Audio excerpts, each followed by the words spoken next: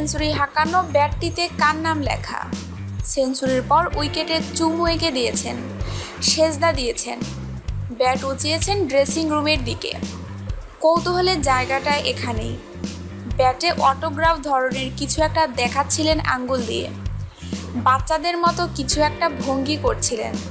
উদযাপনের আড়ালের গল্প কী? ড্রেসিং রুমে দারুণ প্রাণবন্ত ও হইচই প্রিয় হলেও বাইরে বেশ অন্তর্মুখী মাহমুদুল্লাহ।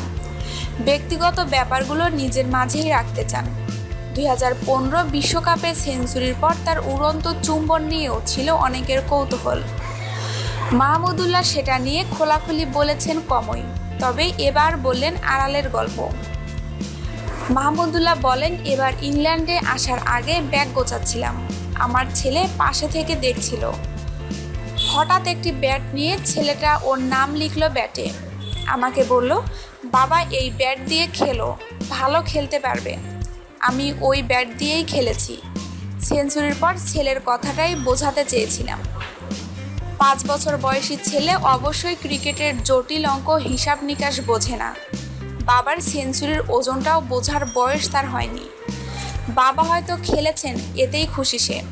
বাবার আশীর্বাদ যে কোনো ছেলের বড় পাওয়া। এখানে ছেলের ভালোবাসার স্পর্শই ছিল বাবার অনুপ্রেরণা। সেই অনুপ্রেরণা দিয়ে কার্ডিফে এক মহাকাব্যের জন্ম দিলেন মাহমুদুল্লাহ রিয়াদ। উল্লেখ্য, 5 উইকেট হাতে রেখে 16 বল বাকি থাকতে জয়ের লক্ষ্যে পৌঁছে যায় বাংলাদেশ। সাকিব 115 বলে 114 রান ও মাহমুদুল্লাহ 117 বলে 102 রান করেন। দলীয় টার্গেট 265 রানের মধ্যে এই জুটি করেন 224 রান। তাদের অসাধারণ এই পার্টনারশিপে খুশির জোয়ারে ভাসল পুরো বাংলাদেশ।